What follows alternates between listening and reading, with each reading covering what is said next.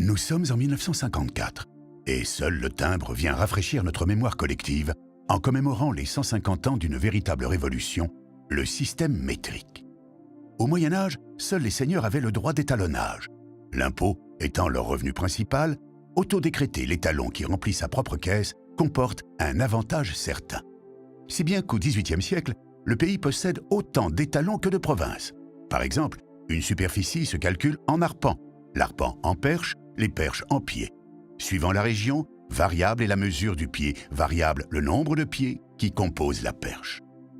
Dans les cahiers de doléances rédigés par le peuple et remis à Louis XVI le 6 mai 1789, lorsqu'il convoque les États généraux, nombreuses sont donc les revendications d'unifier et de normer les systèmes de mesure. Très vite, l'Assemblée nationale vote la création d'un système de mesure qui devra délivrer une information stable, simple et équivalente.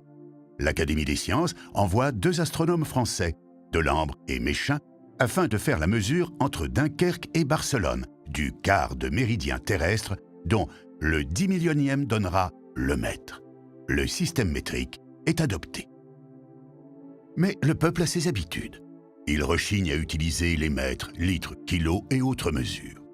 Il faudra attendre 1840 pour que le marquis de Laplace fasse interdire toute autre unité de mesure que celle que nous connaissons aujourd'hui.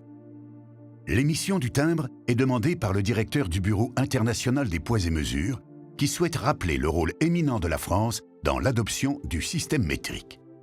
Sur le timbre sera ainsi mentionné « à tous les temps, à tous les peuples ».